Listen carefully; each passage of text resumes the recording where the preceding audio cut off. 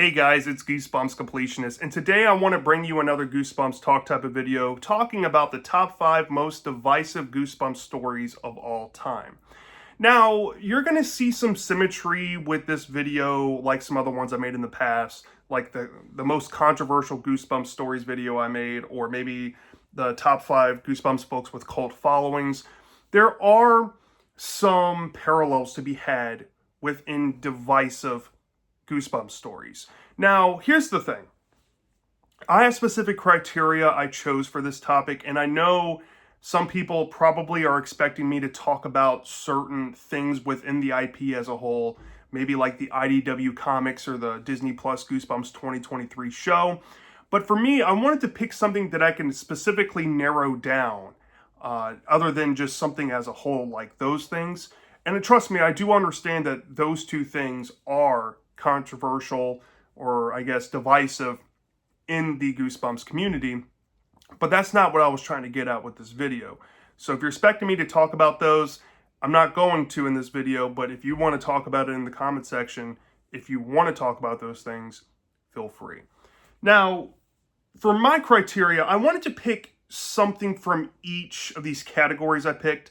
I picked classic books, the 90s TV show, at least one tale short story / give yourself goosebumps story, a modern book, and then I wanted to pick something of like sister media related, like maybe like a movie or something associated. And I think the ones I picked really do embody what I'm trying to get at as divisive. If you don't know what I'm trying to get at, when I say divisive, I mean the ones I picked feel like you're either in the club of you defend it, or you'll go out of your way to defend it, you really like it, or you full on love it, versus the other camp who full on hates it and thinks that it's one of the worst things in Goosebumps of all time, or they just love to hate it.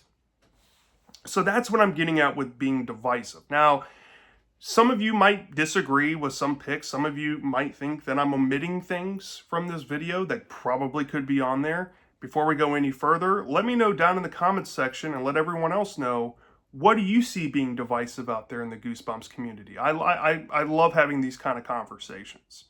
So, with that out the way, let's get into the ones I picked. Now, for my number 5, I'm going to go ahead and start with the classic books. I was torn between two of these, so they have a co-spot. I know I'm kind of cheating here, but these two seem to be good measuring sticks for me in terms of divisiveness, especially when we're talking about that original 87 book run of the original 62 in Series 2000. I was going through my shelf, and I noticed that these two really stuck out to me, because every time I've had conversations about both of these books specifically, one of them has an episode, but that's a whole different topic. There's a huge fluctuation with opinions with both of these. It seems to be you either like it or you don't, flat out. And the ones I picked are My Harriest Adventure from the original 62 and Earth Geeks Must Go from Series 2000.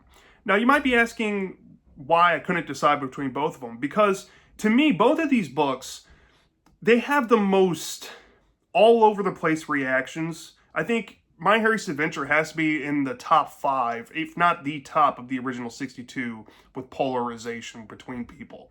I've seen many folks come out and say that this is one of their least favorite Goosebumps books of all time. It's one of the worst concepts. It's almost too controversial. I know we're kind of dipping into that controversial Goosebumps territory with this one.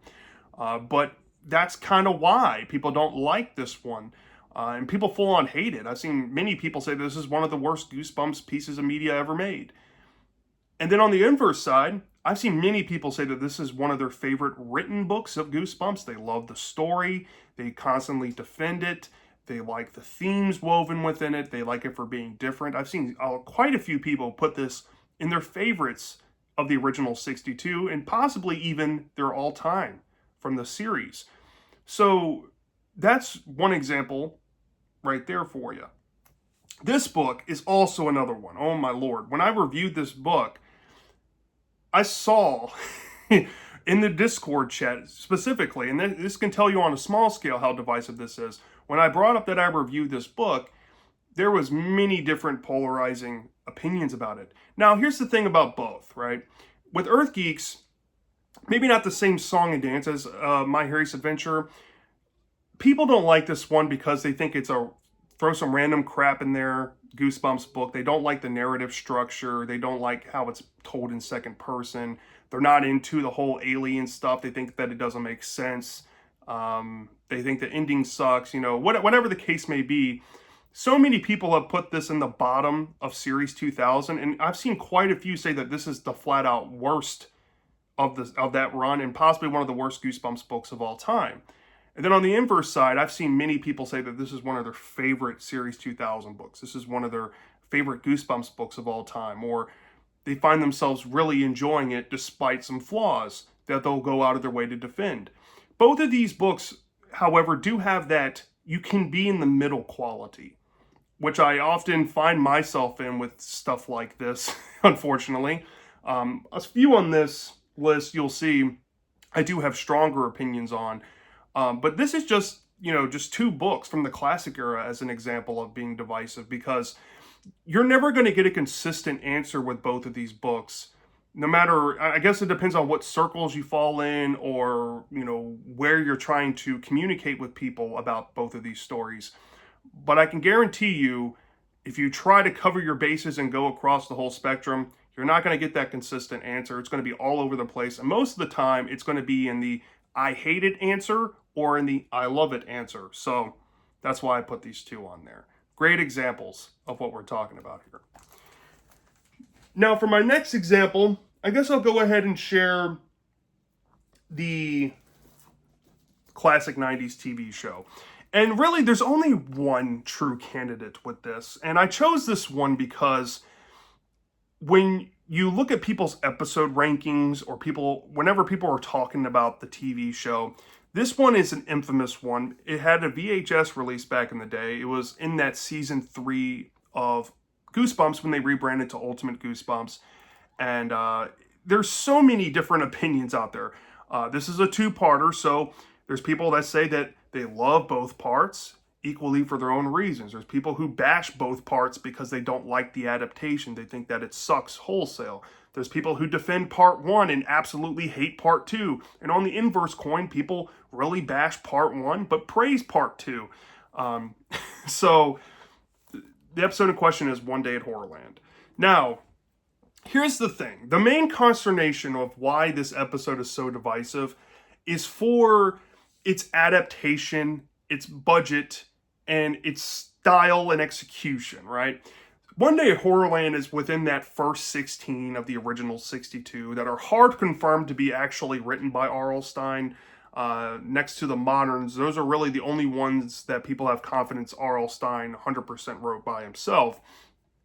So, with One Day at Horrorland being like the capstone of that era, it being so prolific in the Goosebumps IP, having a PC game made for it back in the 90s, it had a sequel in Series 2000. It's seen a whole spin-off series around it. There was a website tie-in stuff along with it as well. There was a PS2 game surrounding it. There was even going to be a Goosebumps 2 Horrorland before they switched over to Haunted Halloween. So this is a very prolific story. However, when it comes to the fans of Goosebumps, when people talk about this episode, you can clearly tell if they're coming from a place of love or hate. It's very easy to decipher. Going back to the opinions of it, right? Let's start with the budget. The budget, I see a lot of people clowning this episode, calling it like One Day at Portland or One Day at the Park. Because it's filmed in a public park. People think that they shouldn't have made this episode if they didn't have the budget. It gets bashed on that. Some people defend the budget because it was a 90s show and they worked with what they could. But besides that, they really love to debate on these two things: the execution and the adaptation of the source material itself. And here's the delineation point. Part 1 and Part 2 are very tonally different in this episode. Part 1 feels more true to the book, where the family and the characters, I think was it Lizzie and Luke? I think that's their names.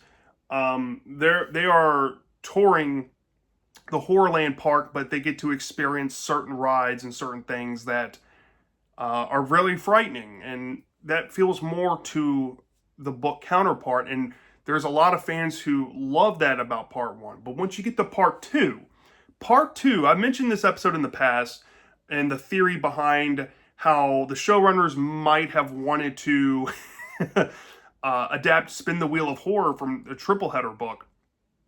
And when they figured out they didn't have the budget to make it, they kind of just spliced it in here so they didn't have to, spend too much money trying to do the book justice. So what they did was they created a spoof game show kind of meta episode, more comedy focused, centered around a game show for pretty much the entire two-parter. And this is the real controversy of the two-parter. I would say part two is the controversy here. Where this is why it's so divisive. There's so many fans that say they hate part two vehemently, say it's one of the worst Goosebumps episodes wholesale, and as a whole it tanks the two-parter, making it probably the worst two-parter for them. And there's a lot of people with that sentiment. On the other side of the coin, there's people, like I said, there are people who like both parts for what they are and think this is one of their favorites as a whole.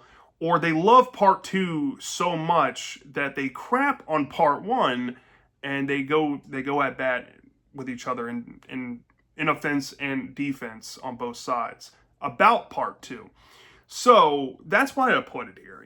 There's not another episode like this. Maybe the trilogy three-parter can sometimes get divisive to this extent, but not as consistent as this episode gets. I mean, this is, if you don't believe me, join a Discord server or go on Reddit and just ask what are people's thoughts about One Day at Horrorland, the episode. And I'm sure after a certain amount of time, once people see the post or whatever, or they see it immediately and want to respond, you're going to get so many different answers. And it's going to be polarizing ones. It's going to be leaning that love or hate. So that's why this one's on here. All right, my next one, I guess we're going to go into short stories or give yourself goosebump stories. And really, this story epitomizes the theme of this video, because I mentioned this on my controversial Goosebump stories. This is another carryover like My Harry's Adventure, where there are so many different takes on this story. And whenever you ask people's feelings or how they feel about it, everybody's always in the camp of, oh, I really love this. This is one of my favorite episodes or one of my favorite short stories from Tales to Give You Goosebumps. And then if you get the other side of the coin, people are saying this is one of the worst Goosebumps stories of all time. It's gross. It's unnecessary. I hate it vehemently. So yeah, this is probably the most push and pull story possible you could find in the franchise. And it's an old story. And I have here the short story collection it was featured in, which is Tales to Give You Goosebumps, Book 4. Still more Tales to Give You Goosebumps. And I have this DVD that includes an old story on the back here. So an old story, right? The concept is really the big thing, I think, that gets in the way of this story or episode for a lot of fans. This is getting into, we're getting into maybe accusatory things on some people on the offense coming after this story towards people who like to defend it or really enjoy it. Sometimes people get into debacles over what's appropriate to be shared in Goosebumps and stuff like that. If you don't know the concept of this one, this is the rather infamous story that stars the main villain, Aunt Dahlia, who is pretending to be these two boys' aunt, and she turns them old with prune cookies that are laced with magic to essentially sell them off to old women. Either way you go. So by hearing that concept, you can kind of understand why it's controversial. But when you go into the debate side and why it's so divisive, there's many people who defend it, saying that it's very mature. It's almost kind of like adult horror. It has some themes in there that really make thematic sense, like themes of getting old too quick and not enjoying your youth and trusting strangers, and how all that can be impactful in like a cautionary tale type of way. And there's people who defend the fact that the kids in either version came out unscathed from the situation. They didn't get that dark ending. Well, on the other side, there's people that just outright hate it. They don't like the concept. They're immediately repulsed by the idea of the story. They think it's a little too taboo, a little too weird, makes them feel uncomfortable. And I think, coming from somebody who feels a strong way in defense of an old story, I do see why people are upset with it. You know what I mean? And like, it's one of those things where you just have to accept that the people that don't like this pretty much hate it.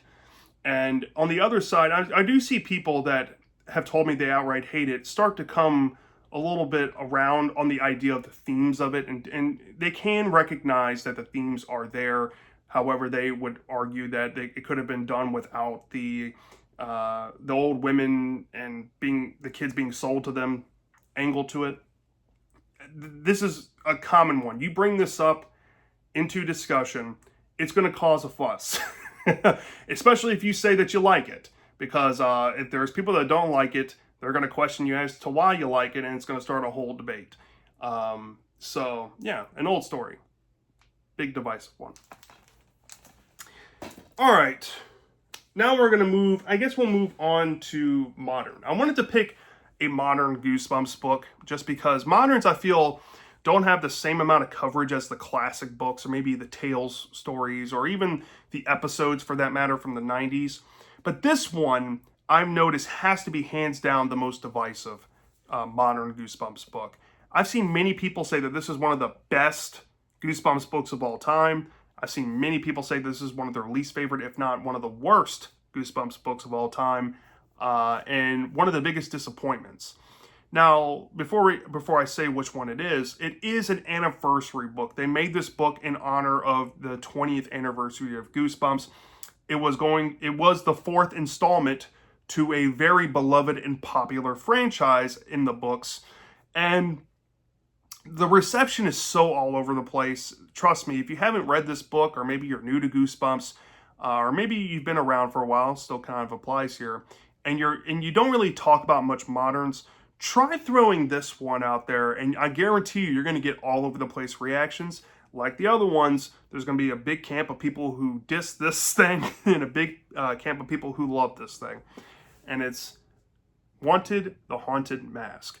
Now, here's the thing about why it's divisive. If you don't know anything about this book is structured different than your average Goosebumps book. There is a prologue, and then there's two independent stories serving in the middle, one of which involves the haunted mask, and the second one does not involve the haunted mask whatsoever. In fact, it involves a haunted pumpkin patch. And then there's a wraparound ending where both stories converge, and then you get an epilogue to close out the story. Now, when people talk about this book, I think everybody seems to be united on one thing about it. And this is the only thing I see people agree on, is that the prologue is one of the best things ever written in Goosebumps. So this is the thing that I started to notice when I saw people starting to debate this book, is that it seems like because everybody agrees that the prologue is so great, the people who really love this book always bring up the fact that they love the prologue, and then when you get to the subject, especially of like the Luann arc, and if you don't know anything about this book, this is a continuity breaker of the Haunted Mask series. It completely changes the lore of Carly Beth's Green Mask, and in fact, because it has the green mask and it doesn't have Carly Beth as the main character, it's this girl named Luann. When people start talking about Luann and her friend Devin, who has the haunted pumpkin patch arc, that's where you see the divisive parts. There's people who think that the Luann stuff really works, and it works in that, fine way. And then people, especially when you get to the Devin story, many people hate Devin's story. They think, why is it in this book? And other people defend it and say, hey, look, I like it, and yeah, it may take up majority of the actual story, which it actually does, but at least they like it as a better alternative to something, I don't know, similar to Scarecrow Walks at Midnight, or maybe Fifth Grade Zombies, or Attack of the Jack-o'-lanterns, because it has that kind of vibe going for it. But this is where people get into the most tussle, is whether the Luann arc or the Devon arc is actually good enough to justify saying that this is one of the best books of all time. And often than not, the debates and the arguments result in people saying that you're just saying that this book is a perfect book because of the prologue in it. It's that kind of thing. So whether it's true or not, whether you believe that side of the argument, I do tend to personally lean towards that. The prologue is amazing, Luann arcs is fine, and Devon's arc does not belong in the book, and it takes up pretty much majority of the entire book as a whole. And I don't like it for that. I don't like it for personal reasons, but you'd be surprised by how many people go to bat for this. It's kind of peculiar. And why this modern book, I guess, gets the most, divisiveness is because it's a Haunted Mask book. It's a popular franchise, and it was an anniversary book. And because it's laid out so differently and that prologue is so dark, I feel like the arguments tend to get a little personal because it's so divisive in that middle portion to the end portion. So yeah, that's why it's here. But the last thing I want to talk about is a movie. And to profess this, I thought about, certain things, and I put it in my Discord chat and asked everybody, do you like these entries? And somebody said, well, these 4 are good, but maybe you could pick a better 5th one. And I thought about this, and I brought it up, and sure enough, it started an entire debate for 2 hours. So I'm going to close it off with the 5th, and I guess the final, biggest, most controversial, divisive story in Goosebumps is Goosebumps 2, also known as Goosebumps Haunted Halloween, or Goosebumps 2 Haunted Halloween. I have here my sealed DVD as a representative for this movie here.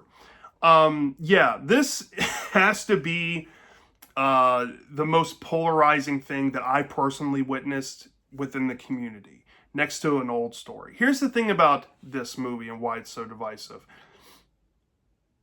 I think there's a 3-pronged thing we can go over, and I've already mentioned this in my review that I did a collab with the Horror Tavern and Goosebumps enthusiasts on this. A little more in detail, so if you want to watch that, you can go watch that on my channel.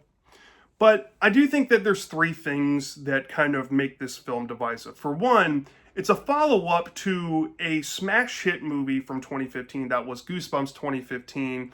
It had some A-list celebrities like Jack Black in it. It was a big box office success. It pretty much helped birth an entire generation of Goosebumps fans and rabid Goosebumps fans. And because of that, when they initially announced this movie, it was going to be Goosebumps 2 Horrorland, which really upset a lot of folks when they pretty much pulled the rug from the fans and said, hey, we're going to do away with this. We're going to go with a different idea. And you got this as the end product. And this end product is actually a melding of a bunch of different script ideas that they finally settled on.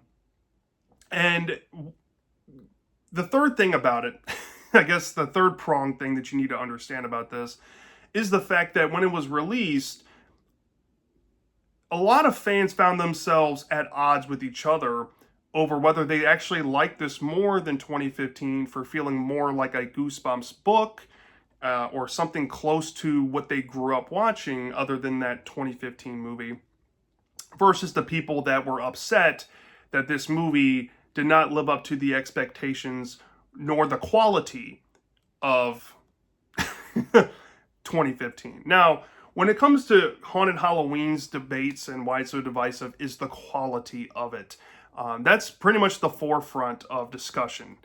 Whenever people bring this movie up, people always mention that it's a downgrade in effects quality. It's a downgrade in characters and character writing quality. It's a downgrade in, I guess, the climax, or I guess in terms of the monsters they were able to use in the movie. And I mentioned in my review, in my collab, that I kind of agree with those things, but I find myself more on the defense with this movie, because I actually do find this movie better than 2015, which there's two different arguments going on with this movie being so divisive. There's an argument that this movie is actually better than 2015, or the argument is that it's just as good for what it is as 2015. And on the other side, there's people who hate this movie. They love to dog on it. They love to just bash it. I mean, whenever people bring this movie up, it's kind of like you throw a piece of, I don't know, a lamb leg into a junkyard with 20 hungry dogs and just watch them just go at it. That's literally what it's like bringing this movie up to people. And here's the thing, you know, in the debates and into the rigmarole of it all, I think really the divisiveness comes down to kind of having to defend that people think that this movie has quality and that it's good. And I think most people have made the case for it, especially the people who defend it. They like how Slappy's displayed in the story. They like how it feels more like a Goosebumps book. They like the original monsters that this movie introduces that you can only get in the movie. They think the climax kind of showcases some of Slappy's best traits. They like that the monsters are more confined and there's less of an anthill going on as 2015. The monsters are more focused here. And often than not, that's what you'll see, versus the people who think that, oh, all those monsters, those were, you know, wasted spots for additional Goosebumps monsters that weren't showcased in 2015, or that scene was a blatant rehash of this scene from 2015. Both films, they kind of feel like the same movie because Haunted Halloween felt the need to go down that Jumanji rehash in the back half, and it's a weaker version of 2015 because of that. You know, you hear it all in the divisiveness. Now, this is another one of those things where you can perfectly be in the middle with it. I've seen a lot of people in the middle, but normally when you bring this movie up, you have that environment where you're going to see people that say, oh, I love this thing, or I really enjoyed it. And then you're going to have the people saying that I didn't like it, it's not good. And that's what's going to cause the ruckus there. So that's why I included it here. And that's what I'm going to end off on. So yeah, that's my top 5 most divisive Goosebumps stories of all time that I've personally noticed within the community. Let me know down in the comment section. Like I said before, if you think I missed anything, feel free to prompt it in discussion with other people. Let me know if I missed anything, whether you agree with my picks or not. I'm dying to know, and I'll see you next time.